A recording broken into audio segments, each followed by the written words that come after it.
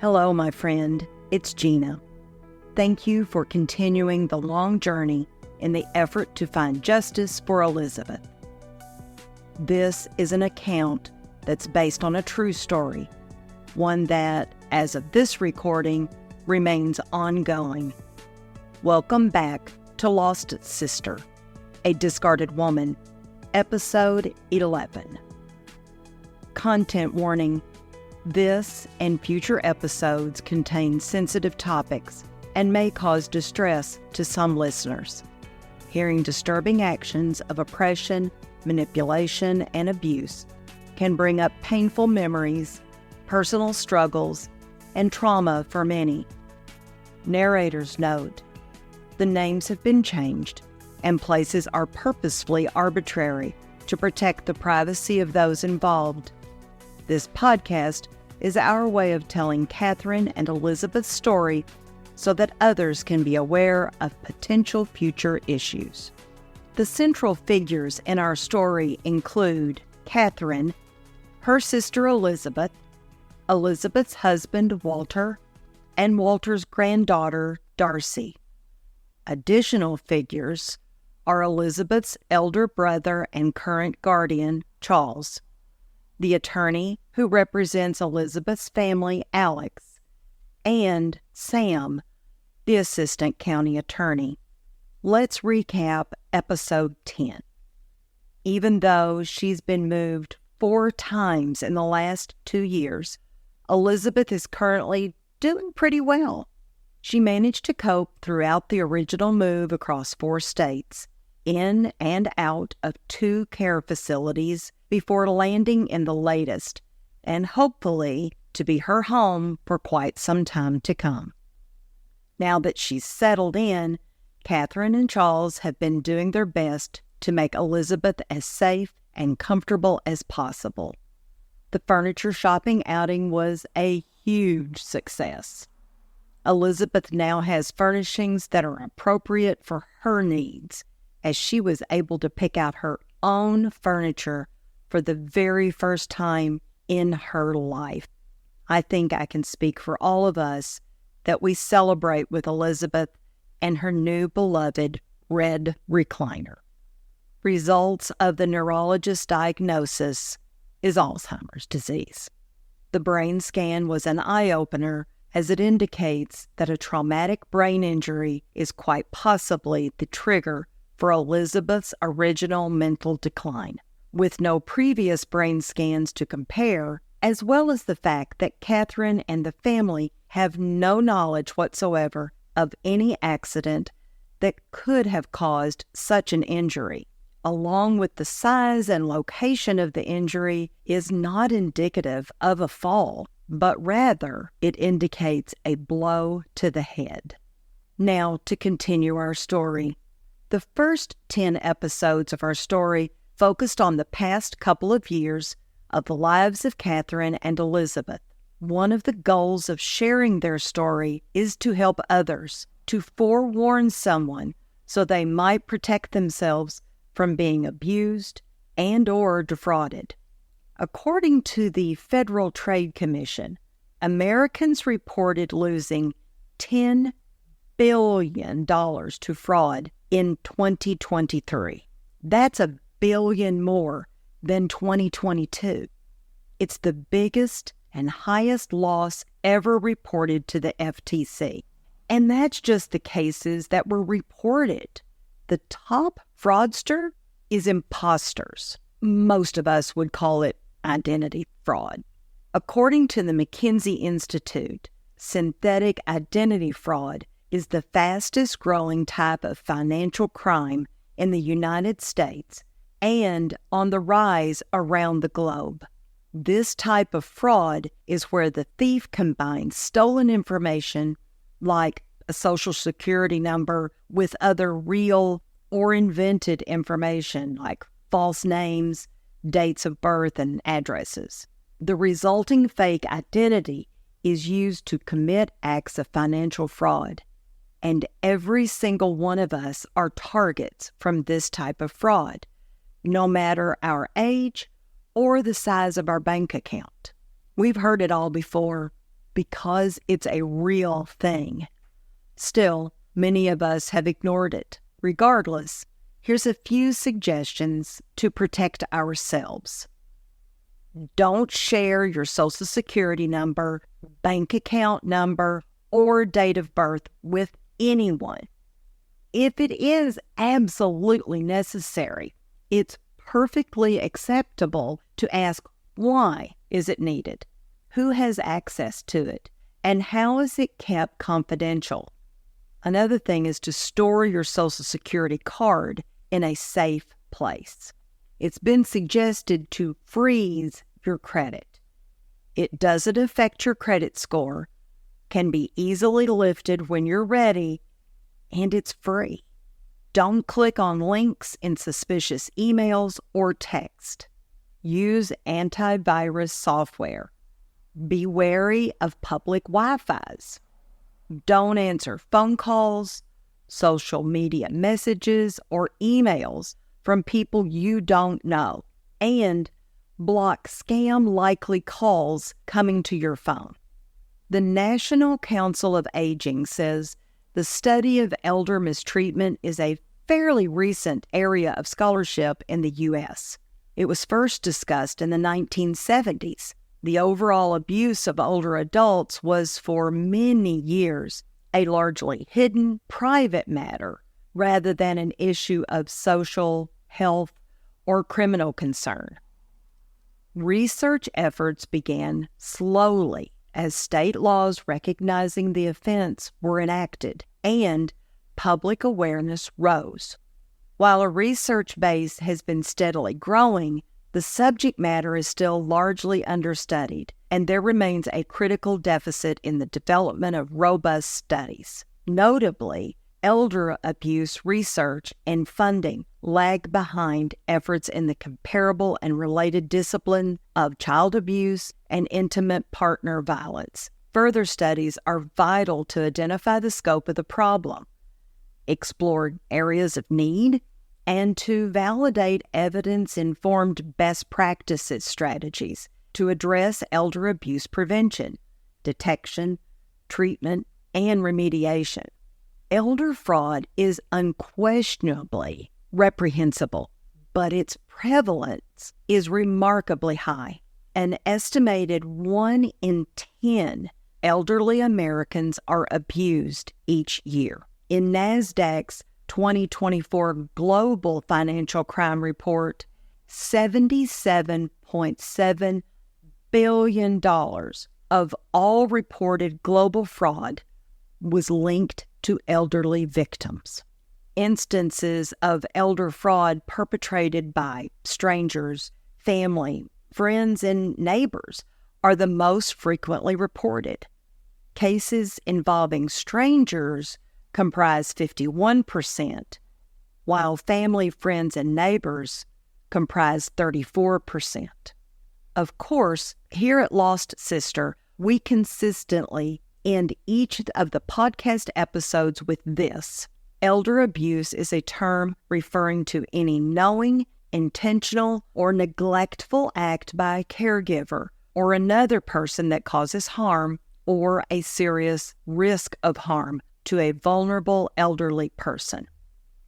The National Council of Aging states signs of elder financial abuse as fraudulent signatures on financial documents, unpaid bills, unusual or sudden changes in spending patterns, a will, or other financial documents that come to light.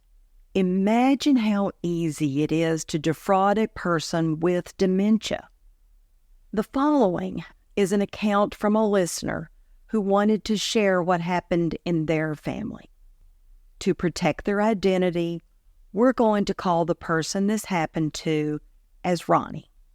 So, at the time this incident occurred, Ronnie suffered from early-stage dementia and was contacted by a Facebook friend.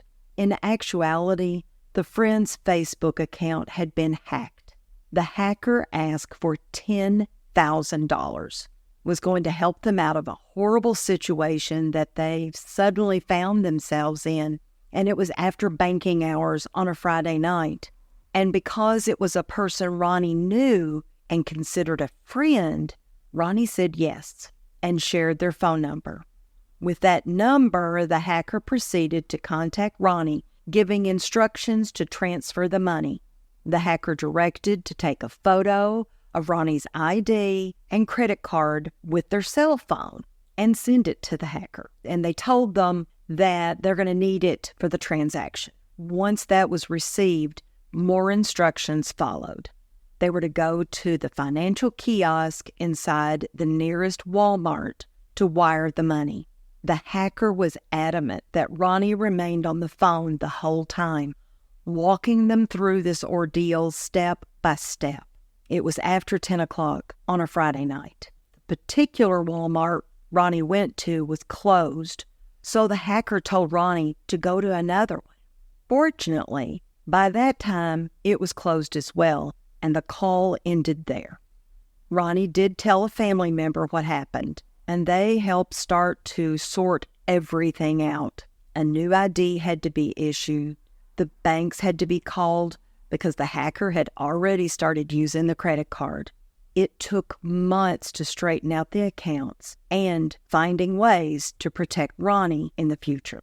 Yeah, you might be thinking, well, why would Ronnie agree to do all of this, to jump up through all of these hoops? Well, let me tell you, these asshole scammers are very good at what they do, even to the point now of being able to copy voices through AI.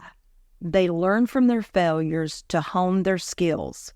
And yes, a person with dementia is an extremely easy target. But the family doesn't really think that Ronnie was targeted because of their dementia.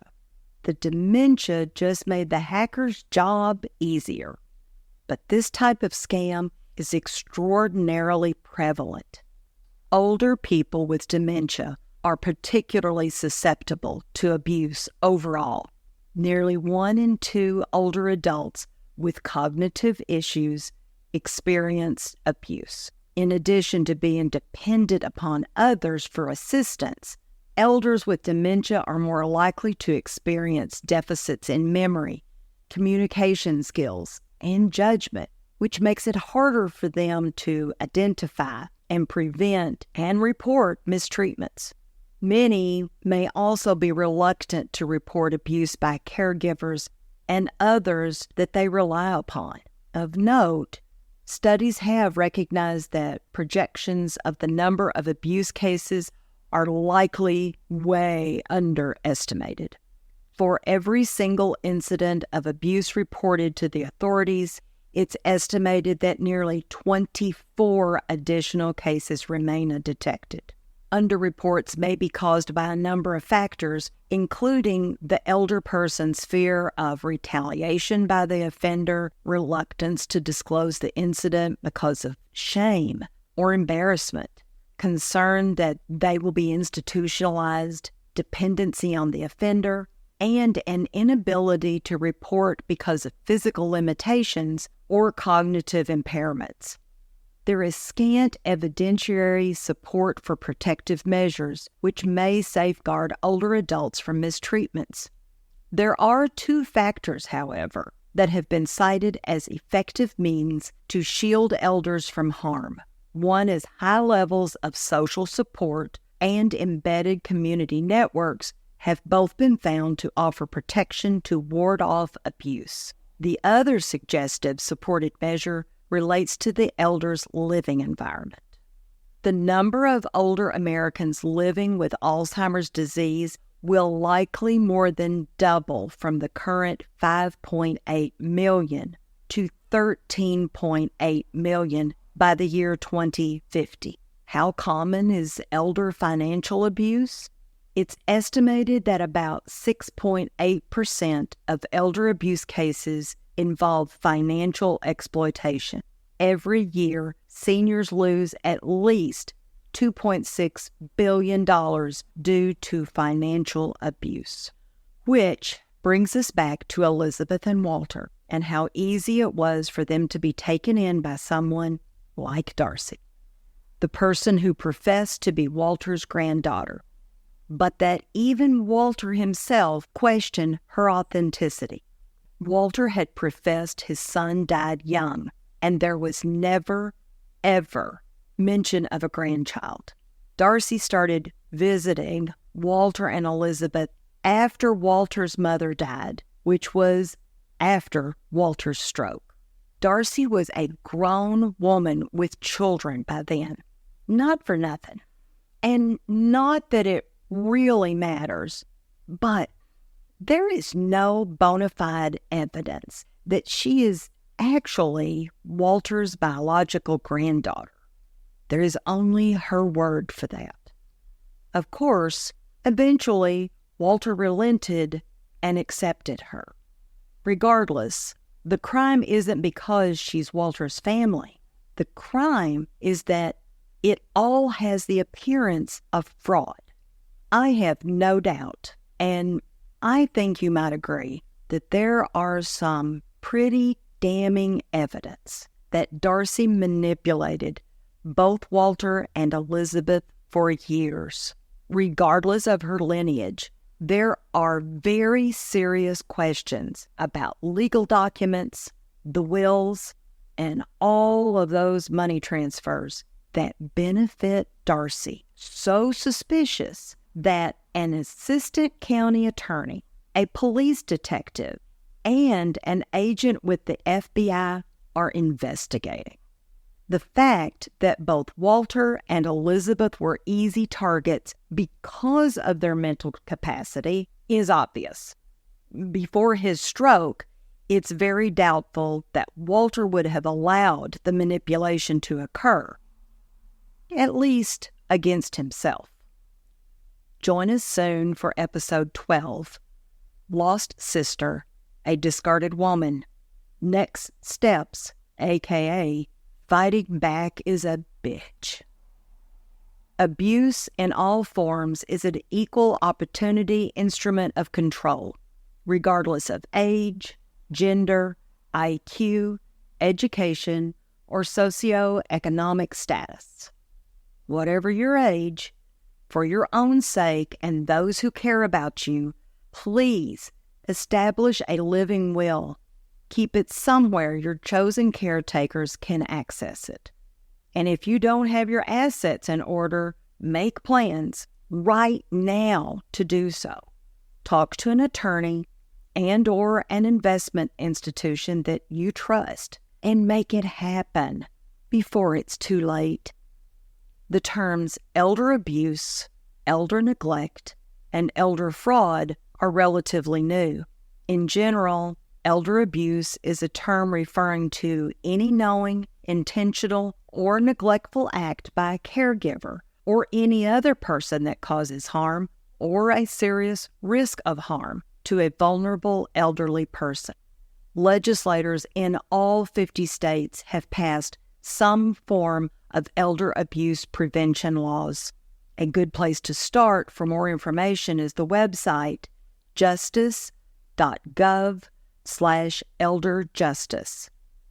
And if you suspect elder abuse, there is help. The National Elder Fraud Hotline is 1-833-FRAUD-11. That's 833-372-8311. A fantastic resource is the National Center on Elder Abuse website, ncea.acl.gov. The National Domestic Violence Hotline is 1-800-799-SAFE. That's 800-799-7233. Some states offer a scam alert that you can sign up for online. To find out if your state offers one, use the Google machine to search for your state and then Scam Alert Program.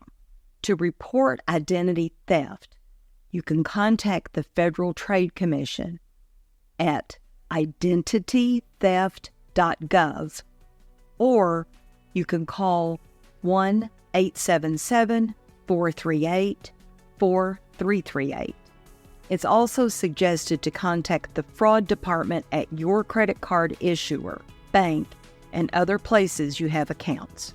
These links and phone numbers are also located on the Lost Sister webpage, lostsister.buzzsprout.com. You can also follow our Facebook page, Lost Sister, a Discarded Woman podcast. I hope you continue following us as Elizabeth's family continues the struggle to help her in Lost Sister, a Discarded Woman. If you enjoyed this episode, please like, follow, and share with your family and friends.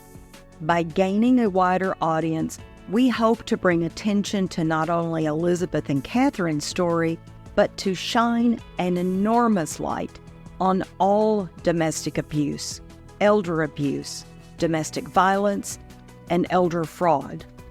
More must be done to protect the vulnerable in our society. Our hope is by sharing Elizabeth and Catherine's story that it might help others to avoid the same happening to them or someone they love. Thank you.